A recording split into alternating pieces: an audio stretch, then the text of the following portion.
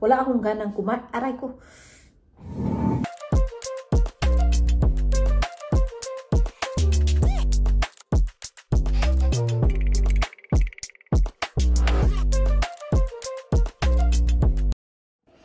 Good morning mga kalabs.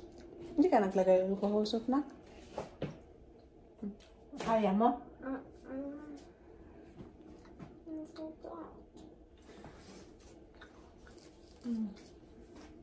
Ayan, so si Vincent, hindi ko siya maihatid sa school kasi nga yung sa paa ko pa, hindi pa ako pwede mag-drive. Ayan, so siya lang ang maglakad lang siya papunta ng school. Have a good day in school. Yes, Mother. Bye-bye. Saan yung gloves mo? I don't know.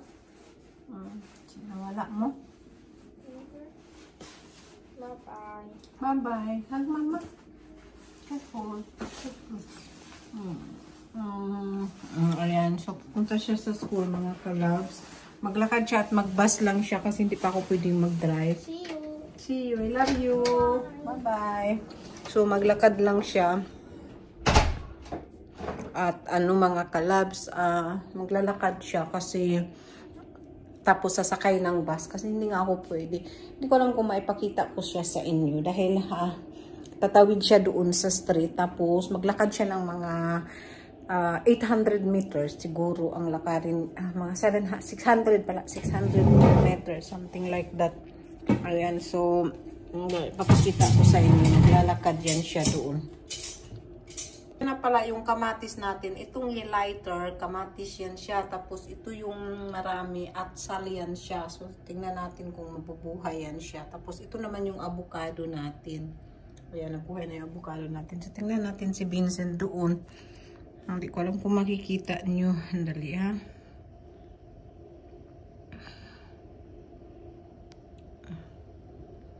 Kung makikita nyo siyang katawid, ayun yung makita nyo yung may mga sasakyan. Ayan. Tingnan natin. Kasi pag tatawid siya, dapat makikita natin siya. Ayun na pala, nakatawid na. Nakita niyo yung naglalakad doon. Nakatawid na pala si Vincent. Late na tayo. Tapos may namisita sa akin at nagdala ng mga bulaklak. Sakit talaga ng paa ko. Aray, ayan. Ang ganda ng mga bulaklak na mga dala-dala nila. Ayan. So, ito kasi yung bulaklak na magtatagal at saka magandang bulaklak talaga ito. Kaya yun ang pinagdadala nila. Tapos may mga chips, chocolate, yan. Nanisita sila sa akin. Sana okay talaga yung operasyon ko. Hindi pa naman kasi ano. Pero nakakalakad naman ako. So, meaning na nagawa nila yung dapat nilang gawin sa tuhod ko, pero masakit talaga, as in nasasaktan, masakit talaga pag naglalakad. Ngayon iinom lang ako ng gamot kasi sobrang sakit ng ating paa. Hindi ko na lang ipapakita sa inyo yung opera kasi sobrang nakakatakot.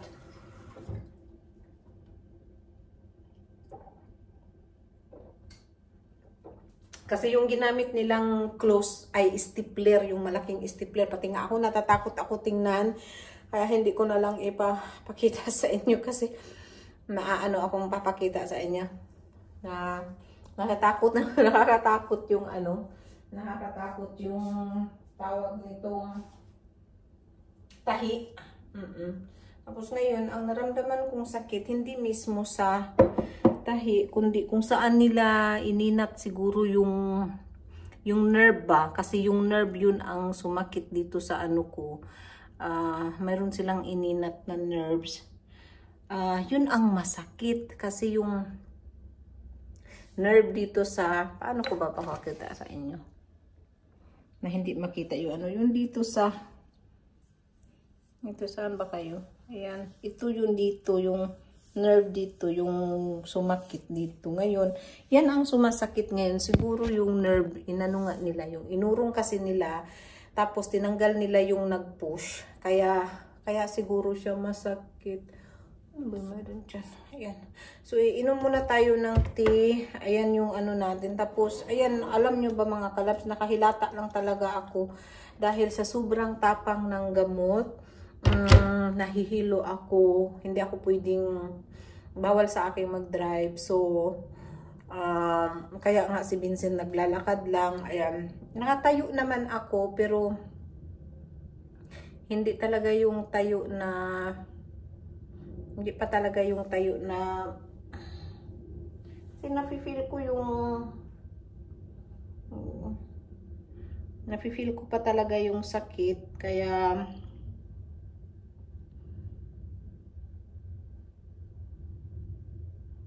ayan yung tawag nitong alam nyo ba ang natatakot ako yung pagtanggal ng yung pagtanggal nila ng ko yung tahi ba.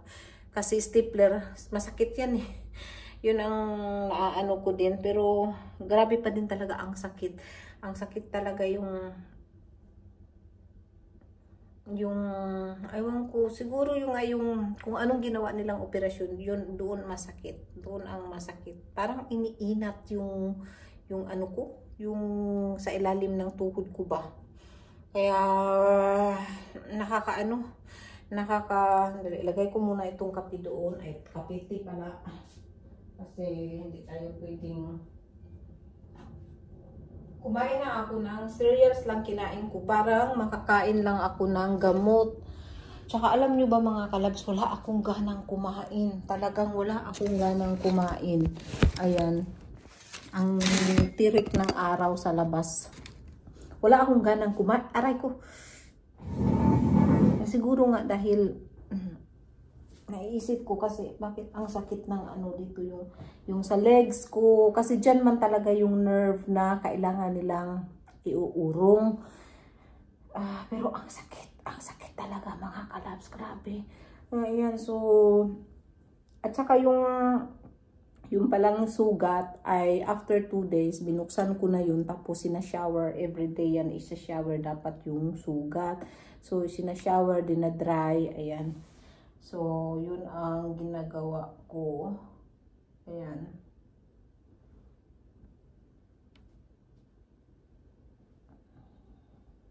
Pero sana nga pagkatapos nito makakalakad ako kasi hindi natin alam kung ano talaga ang mangyari, syempre. Pero at least ngayon nakakalakad ako. Yung bang ibig ko sabihin na makakalakad kaya talaga ako ng normal. Yun, hindi pa natin alam. Kasi, syempre, wala na tayong kaayos-ayos.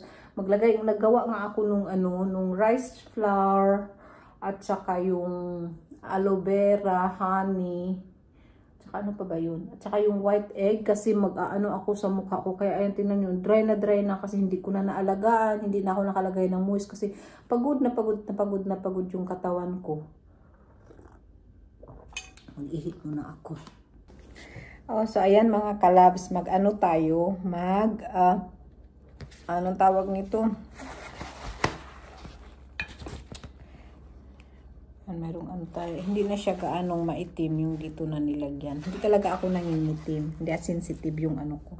So ang gagawin natin nito is ito yung nakamix ko. So i-clip ko dito. Ayan, i-clip ko. So yan yung mixture nito.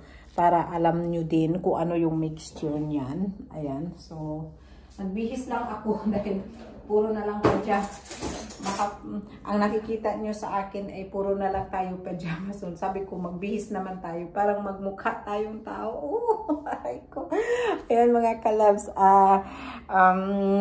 Grabe talaga yung aking sitwasyon. Pero ayaw ko kasing nakahiga lang palagi. Pero kahapon, alam nyo ba, talagang nakahiga lang talaga ako the whole day, the whole night. Sakit ng ulo ko, umiikot yung ulo ko.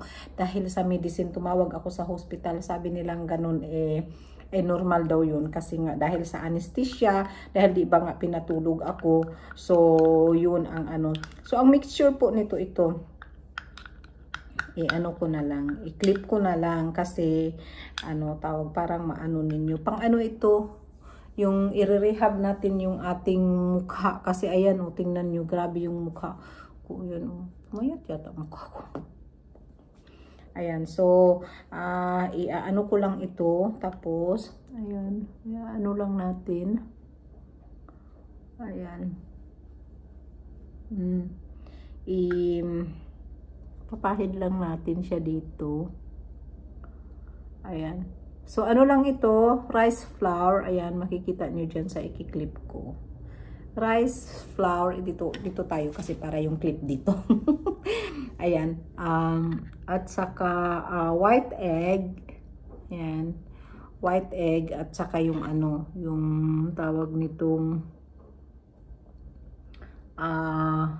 aloe vera at saka honey. So yan lang ang pang-rehab ng ating, kasi pag gumagamit tayo ng mga moisturizer, mga tonic, ayan, kailangan yung i-rehab din yung ating face kasi ano tawag nitong, parang hindi masira yung face natin at saka makikip mo yung wrinkles kung saan yung wrinkles na mayroon ka. Ayan. So, kaya wala pa talaga tayong gaanong wrinkles. Yan ang dahilan kung bakit wala tayong wrinkles. Ayan.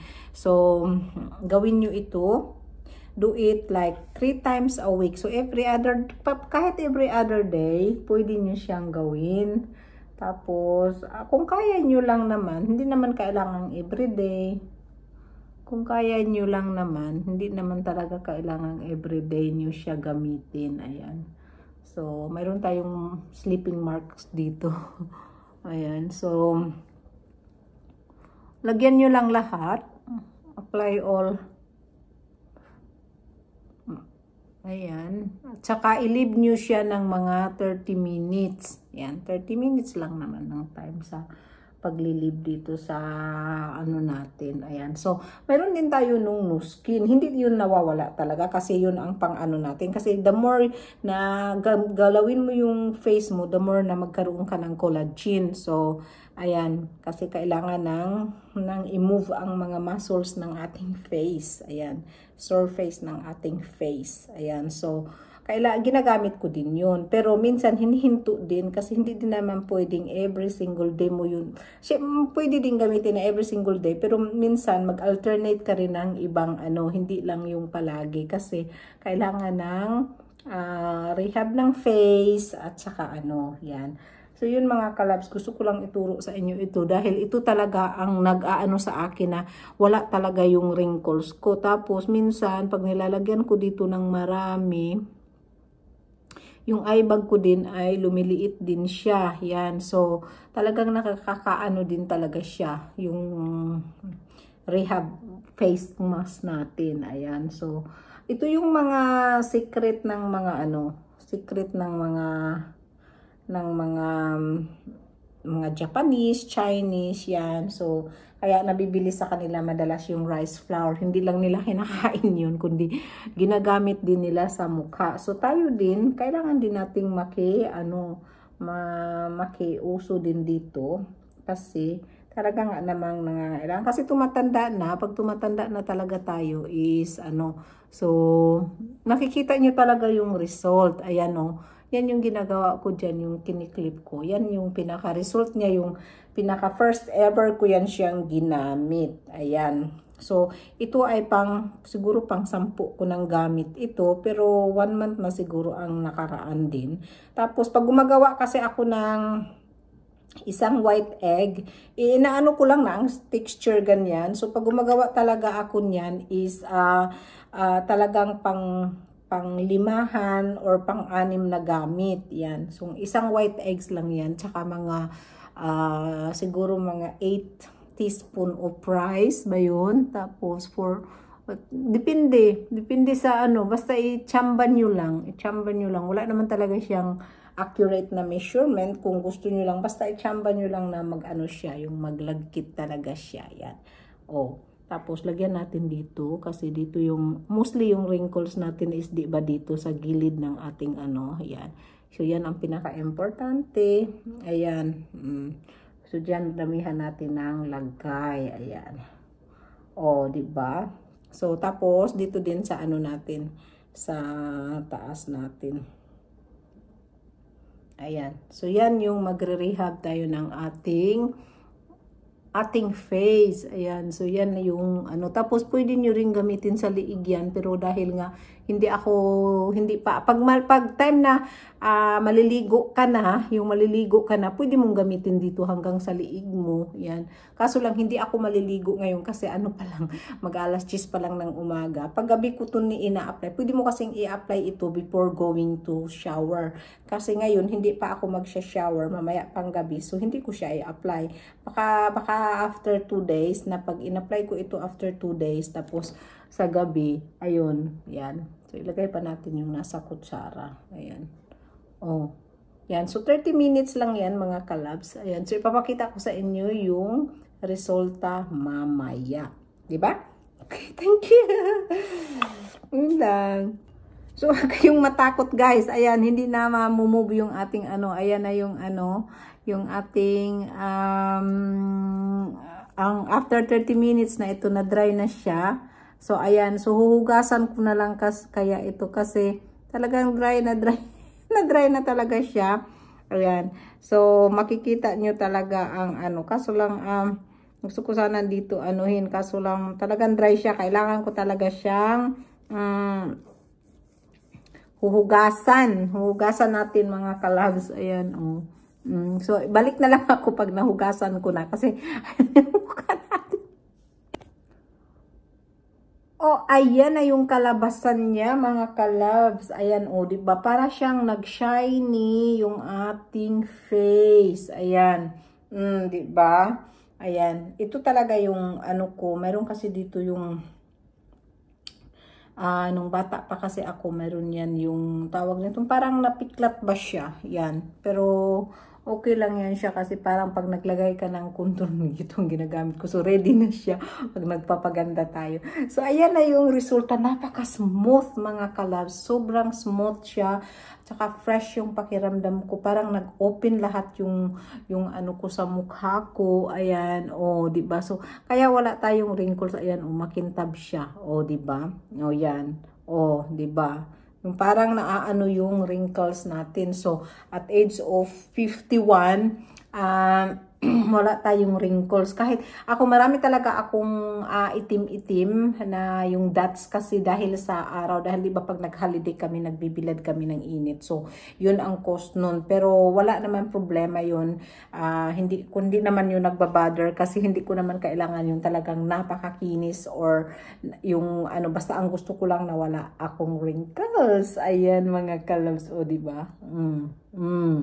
Yan. So, yun lang po ang aking maiano ngayon sa inyo, mai-share. At shout out nga pala kay Milba Mendez, Maria Sales, Cherry Solis, Estefania, yung aking mga, si Beastie Buddy, Yet Ungayo, yung ating mga solid supporter. Shout out sa inyong lahat.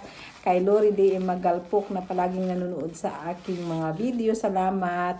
At ingat kayo palagi. God bless. And sa susunod na naman, so, iaano ko sa inyo yung aking sitwasyon. Pero sa ngayon ay nakakalakad naman ako. At saka kailangan ko talaga siyang ilakad. Pero medyo siya namumula yung aking tahi. Gusto ko sanang ipapakita sa inyo pero baka maano kayo yung matakot or something. Kasi ako nga sa sarili ko natatakot ako. So, hindi ko na lang ipapakita sa inyo. Ayan. So, thank you so much sa inyong support. God bless and I love you. The next day.